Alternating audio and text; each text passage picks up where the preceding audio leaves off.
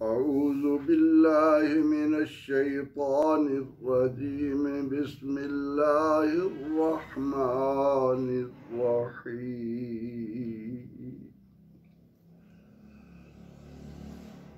सुम्मा क़सत क़ुलूबुकुम मिन बअदि ज़ालिक फ़हिय कल हिजारत औ अशद्दु क़स्वा व इन्न मिनल हिजारति लमा यतफ़ज्जरु मिन्हुल अन्हार व इन्न मिन्हा लमा यशक़्क़क़ु फ़यख़्रुजु मिन्हुल माअ व इन्न मिन्हा लमा यहबितु मिन ख़श्यतिल्लाह वमल्लाहु बिगाफ़िलिन अम्मा तअमलून। सदक़ल्लाहुल अज़ीम। सुम्मा इसके माना है फिर, यानी इसके बाद। क़सत ये वाहिद माजी का सिगा है मुअन्नस का, और इसके माना है सख्त हो गए। क़सत उर्दू ज़ुबान में हम क़स्वत क़ल्बी का लफ्ज़ भी इस्तेमाल करते हैं, दिल की सख्ती। सुम्मा क़सत फिर सख्त हो गए, क़ुलूबुकुम तुम्हारे दिल। क़ुलूब क़ल्ब की जमा है, क़ल्ब के माने हैं दिल। कुम ज़मीर है जमा मुज़क्कर हाजिर की। मिन बाद ज़ालिक इसके बाद, मिन माने से, बाद माने बाद, ज़ालिका इसके बाद तुम्हारे दिल सख्त हो गए। फ़हिया बस वो, यानी तुम्हारे दिल। हिया ज़मीर है वाहिद मुअन्नस की, और इससे मुराद हैं क़ुलूब तुम्हारे दिल। कल हिजारा का हर्फ मिस्ल है, मानिंद, तरह, और हिजारा के माना है पत्थर। हजर, हजर पत्थर को कहते हैं, शजर दरख्त को कहते हैं। हिजारा पत्थर, ओ या अशद्दो इस्म तफ़ज़ील का सिगा है, ज़्यादा शदीद या इससे भी ज़्यादा सख्त। कसवा सख्ती। सुम्मा क़सत क़ुलूबुकुम मिन बाद ज़ालिक फिर इसके बाद तुम्हारे दिल सख्त हो गए। फ़हिया कल हिजारा बस वो पत्थर की मानद हैं। औ अशद्दु क़स्वा या सख्ती में इससे भी ज़्यादा शदीद हैं, ज़्यादा सख्त हैं। वा इन और वा माने और, इन्ना बेशक, मिन मिन के लफ्ज़ी माना होते हैं से, लेकिन मिन कई किस्म का होता है, तो यहाँ मिन को हम कहते हैं अरबी में कि तबईज़ या बास कुछ। व इन्ना मिन और यकीनन बाज, अल हिजारा पत्थर, और यकीनन और बिलाशुबा पत्थर उसकी किस्म में से बाज वो हैं, लमा के जब, लमा जिस वक्त, जब यतफ़ज जारी हो जाते हैं, बह निकलते हैं। यतफ़ज्जरो फूटने लग जाते हैं। फजर कहते हैं फूटने को। फेल मुजारे का वाहिद मुज़क्कर गायब का सिगा है। मिन हो उससे यानी पत्थर से, अल अनहार नहरें चश्मे, व इन्ना मिनल हिजारत लमा यतफज्जरु मिनहुल अनहार, और बिलाशुबा बाज पत्थर वो हैं कि उनसे चश्मे फूट पड़ते हैं, उसमें से पानी के दरिया नहरें निकल आती हैं। व इन्ना मिनहा वाव माने और, इन्ना बेशक, मिनहा उनसे, हा से मुराद भी पत्थर हैं, मिन तबीजिया है, और उन पत्थरों में से बाज वो हैं लमा यशक्कक, लमा के जब, यशक्कक शक होते हैं, फटते हैं, टूटते हैं, दो टुकड़े होते हैं। ये भी ग्रामर की रूह से फेल मुजारे का वाहिद मुज़क्कर गायब का सिगा है। फयखरुज मिनहुल मा, तो निकलता है उससे पानी। फा माने पस, यखरुजो निकल पड़ता है, खारिज होता है, मिन हो उस पत्थर से, अलमा पानी। व इन्ना मिनहा और बेशक उनमें से, यानी उन पत्थरों में से एक किस्म पत्थर की क्या है, लमा यह बित, अलबत्ता वो गिर पड़ता है। हाबाता यह बे तो बुलंदी से नीचे आ पड़ना, ये भी फेल मुजारे का वाहिद मुज़क्कर गायब का है। मिन से, खशियतिल्लाह, खशिया खौफ, लर्जा डर, अल्लाह अल्लाह मुरक्कब इजाफी है।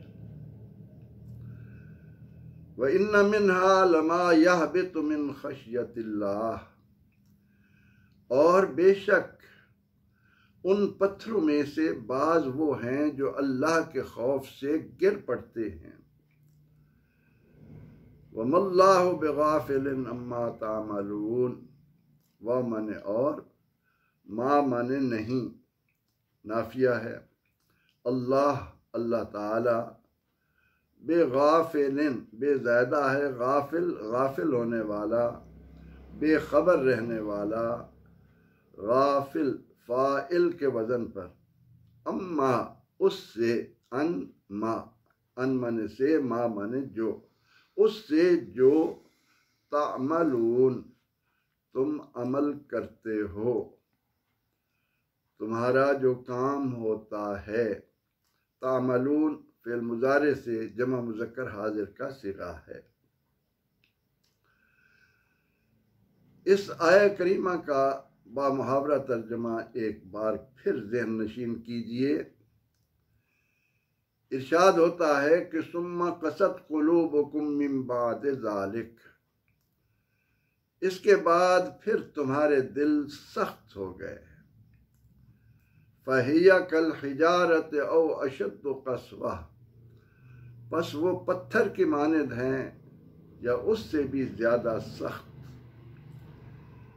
व इन्ना मिनल हिजारा, यकीनन बाज़ पत्थर वो हैं कि यतफज्जरु मिनहुल अनहार, कि उनसे चश्मे फूट पड़ते हैं। व इन्ना मिनहा, और यकीनन उन पत्थरों में से बाज़ वो हैं, लमा यशक्कक जब वो शक होते हैं, फटते हैं, फयखरुजु मिनहुल मा, तो उनसे पानी निकल आता है, पानी खारिज होना शुरू हो जाता है। व इन्ना मिनहा लमा यहबितु मिन खशियतिल्लाह, और यकीनन उन पत्थरों में से बाज़ वो हैं जो अल्लाह के खौफ से गिर पड़ते हैं, उनमें हुबूत होता है, बुलंदी से नीचे आ जाते हैं। वमल्लाहु बिगाफिलिन अम्मा तामलून, और अल्लाह तुम्हारे आमाल से बेखबर नहीं है। जो वाक़यात चले आ रहे हैं उसके पस मंज़र में जब हम इस आय मुबारका में गौर करते हैं तो हमें ये बयान किया जा रहा है, हमें इस बात से इत्तला दी जा रही है कि ये अहले किताब जो आज मदीना मुनव्वरा में मुसलमानों के लिए सरदर्द का बायस बने हुए हैं, या आज के तनाजुर में हम देखें कि बनी इसराइल इस खित्ते में अहले ईमान के लिए जो मुश्किलात खड़ी कर रहा है, उनसे कुरान मुखातिब है और उनसे सवाल कर रहा है। उनके सामने ये हकीकत खोलकर बयान कर रहा है कि तुम्हें एक मुश्किल पेश आई, तुम्हें मालूम नहीं था कि इस मकतूल का कातिल कौन है। अल्लाह ने अपनी कुदरत कामला से तुम्हें कातिल का पता बताया, तुम्हारी मुश्किल आसान हुई। अब चाहिए तो ये था कि अल्लाह की इतनी बड़ी अजमत की निशानी को देखकर तुम्हारे दिल अल्लाह की मोहब्बत से मामूर हो जाते, तुम अपने परवरदिगार की अजमतों का गुन गाने लगते, तुम्हारे जिस्म का एक एक हिस्सा रब ताला की इस नेमत का शुक्र अदा करने के काबिल हो जाता कि वो कितना अजीम है, किस कदर मेहरबान है कि हमारे लिए एक मुश्किल आई, हम अल्लाह के नबी के पास गए अलैहिस्सलाम और अल्लाह ने हमारी उस मुश्किल को आसान कर दिया। मगर हुआ क्या? कुरान यहाँ बता रहा है कि सुम्मा कसत कुलूबुकुम मिन बाद ज़ालिक, इतना बड़ा वाक़या देखने के बाद भी तुम्हारे दिलों में नरमी पैदा होने की बजाय सख्ती आई, शिद्दत आ गई, तुमने अपने आप को अल्लाह से दूर कर लिया, तुमने अल्लाह के कलीम मूसा अलैहिस्सलाम की इत्तिबा और इताअत की बजाय उनके साथ जिद और हट धर्मी में और 2 कदम आगे बढ़ गए। ये है इंसान की बदनसीबी कि जब वो अपने वजूद पर, अपनी कौम पर, अपने मुल्क पर अल्लाह के होने वाले इनामात को जानकर उनका शुक्र अदा करने की बजाय गफलत की राह इख्तियार करता है, ये समझ कर चल देता है ये मामूल के वाक़यात हैं, होते रहते हैं, उनमें गौर व फिक्र करके अपनी पहचान हासिल करने की बजाय जिद और तासुब और बढ़ा लेता है। परवरदिगार आलमीन ने इस आय मुबारका के ज़रिए कुरान पढ़ने वाले को हक़ाइक़ का एक समंदर अता किया है कि ए इंसान, तुझे जो मैंने वजूद अता किया है, इस पूरे वजूद में मैंने एक पुर्जा ऐसा रखा है कि जिस पर जिस्म के तमाम आज़ा का दारो मदार है और उस पुर्जे की इस्लाह पर, उसके दुरुस्त होने पर इंसान का पूरा वजूद जो है वो दुरुस्तगी की तरफ आ जाता है, वो हक़ाइक़ का मुतलाशी बनकर मंजिल का निशान ढूंढने लग जाता है। अल्लाह रब्बुल इज़्ज़त ने कितने प्यारे अंदाज में इस आय मुबारका में इंसान को मुतनब्बे किया कि ये बनी इसराइल जिन्हें मैंने इतनी नेमतों से नवाजा, जिनका जिक्र तुम तसलसल से सुनते चले आ रहे हो, पढ़ते चले आ रहे हो, समझ रहे हो, अब चाहिए तो ये था कि इसके बाद इनके दिल अल्लाह की मोहब्बत से मामूर हो जाते, लेकिन हुआ क्या? कुरान कहता है कि इसके बाद तुम्हारे दिल पत्थर से भी ज्यादा सख्त हो गए। अब यहाँ परवरदिगार आलमीन ने पत्थरों की 3 किस्में बयान की। फरमाया कि पत्थरों की एक किस्म वो है जो खड़े खड़े 2 टुकड़े होते हैं, उनसे पानी के चश्मे बह निकलते हैं। इनमें से बाज वो हैं कि जब वो टूटते हैं, फटते हैं, उनसे पानी निकलना शुरू हो जाता है। तीसरी किस्म पत्थरों की वो है कि खड़े खड़े उन पर अल्लाह का खौफ और उसका लर्जा तारी होता है और वो नीचे गिर पड़ते हैं। पत्थर 3 किस्म के यहां बयान किए गए। अब अल्लाह रब्बुल इज्जत ने पत्थरों के जरिए ये मिसाल इंसानी कुलूब की थी कि औलाद आदम जिन्हें दिल जैसी नेमत से नवाजा गया, जिन्हें अल्लाह ने इतनी बड़ी नेमत अता की कि जिसकी वुसअतों का कोई अंदाजा नहीं लगा सकता, इस दिल के बारे में पैगंबर रहमत सल्लल्लाहु अलैहि वसल्लम ने फरमाया कि अल्लाह रब्बुल इज्जत फरमाता है, मैं जमीन और आसमान की वुसअतों में कहीं नहीं समा सकता। मेरे समाने की अगर कोई जगह है तो वो बंदा मोमिन का दिल है। हुजूर नबी अकरम रहमत आलम सल्लल्लाहु ताला अलैहि वसल्लम ने हमें हक़ाइक़ से आशना होने, अपने आमाल का जायजा लेने के लिए भी दिल की अजमत को, दिल की अहमियत को इस अंदाज में समझाया। फरमाया कि अला व इन्ना फिल जसद मुदग़ह, याद रखो ये जो तुम्हें जिस्म अता किया गया है, ये जो तुम्हारा जसद खाकी है, इसमें एक गोश्त का लोथड़ा है। इज़ा सलहत सलहत जसद कुल्लुह, जब वो दुरुस्त हो जाए तो सलहल जसद कुल्लुह, पूरा जिस्म सही हो जाता है, पूरे जिस्म की सालिहियत की तरफ रग़बत हो जाती है। व इज़ा फसदत, और अगर वो दिल बिगड़ जाए, फसदल जसद कुल्लुह, तो पूरा जिस्म फसाद का शिकार हो जाता है। मौलाना रूम अलैहिर्रहमा ने हुजूर नबी अकरम रहमत आलम सल्लल्लाहु ताला अलैहि वसल्लम के इस इरशाद को इस खूबसूरत अंदाज में हमारे सामने रखा कि फरमाया, पूरा जिस्म, उसके तमाम आज़ा, इनकी मिसाल टूटियों की है, और दिल ये हौज है, तालाब है। अब हौज में जो कुछ भरा जाएगा, हौज में जो कुछ डाला जाएगा, तमाम टूटियों से वही कुछ टपकेगा। और कीजिए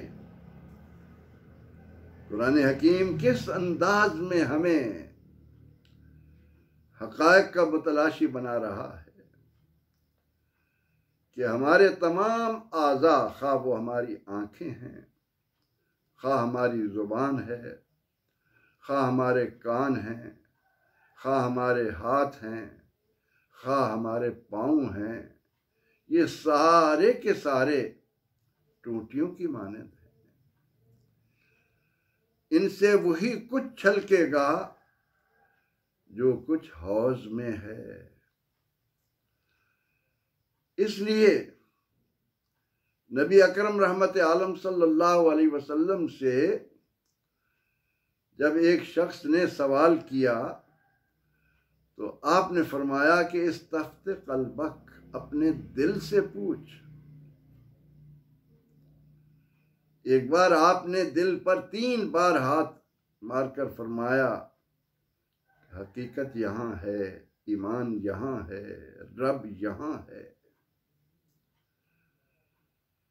और यही वजह है कि जो समझदार वालिदैन हैं वो इब्तदा से ही अपनी औलाद के दिलों की इस्लाह की तरफ ध्यान देते हैं। और जो उम्मत के मुस्लिहीन हैं, जिन्हें हम सालिहीन कहते हैं, औलिया अल्लाह कहते हैं, वो बड़ी मेहनत करते हैं अपने दिल की इस्लाह के लिए। कभी अपनी आंखों पर कुफ्र लगाते हैं, कभी अपनी जुबान पर कुफ्र लगाते हैं,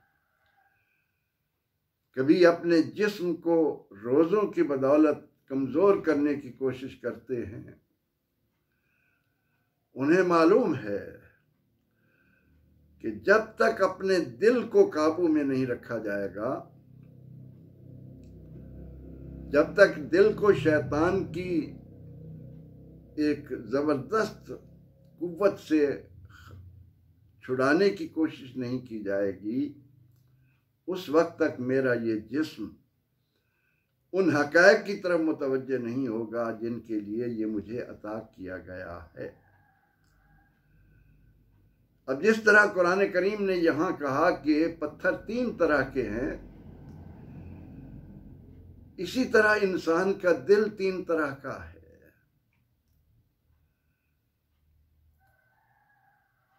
अल्लाह रब्बुल इज़्ज़त ने कुरान करीम में फरमाया कि अला बिज़िक्रिल्लाह तत्मइन्नुल कुलूब।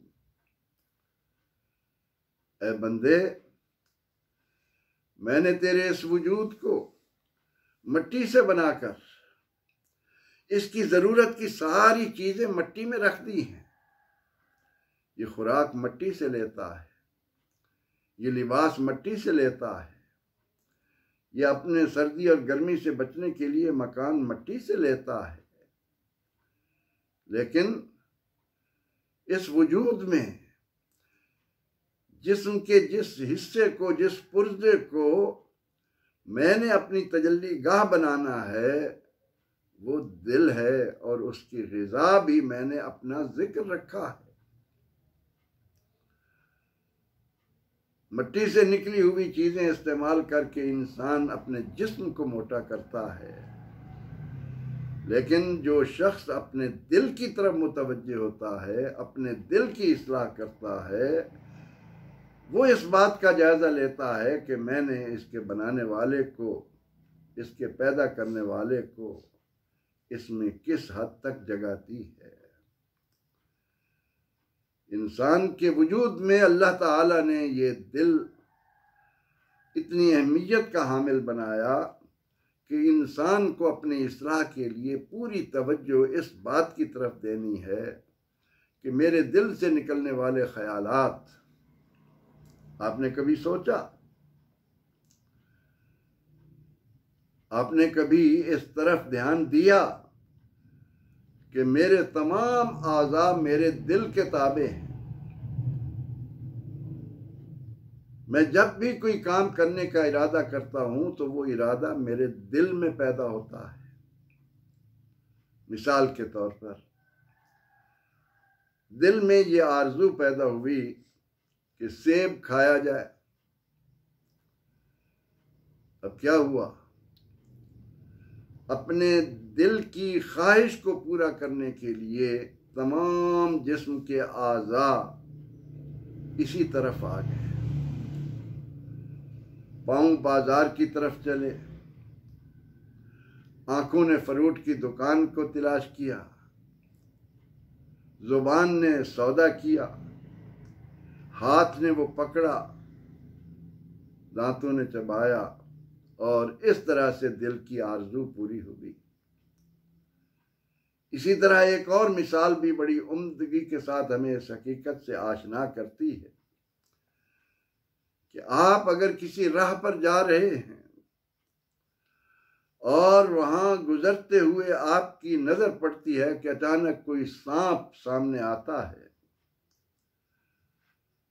तो आपने देखा होगा कि अगर उसको देखकर दिल में खौफ पैदा ना हो तो तमाम आज़ा नडर हो जाते हैं।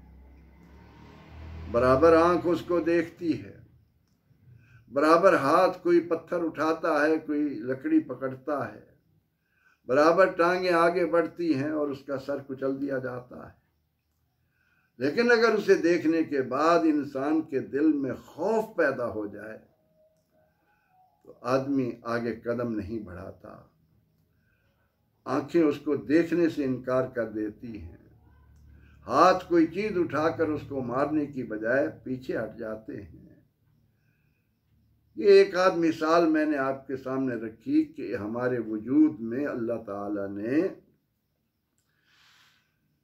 दिल को इतनी अहमियत दी है कि अगर ये खशियत इलाही से मामूर हो जाए, अगर इस दिल में अल्लाह की अजमत का सुराग जल उठे, सुराग आ जाए, चिराग की रोशनी पड़ जाए, अगर ये दिल हकायक आशना होने की तरफ चल पड़े, तो फिर इंसान इस ज़मीन पर चलता फिरता अपने रहमान की कुदरतों का मजहर बन जाता है।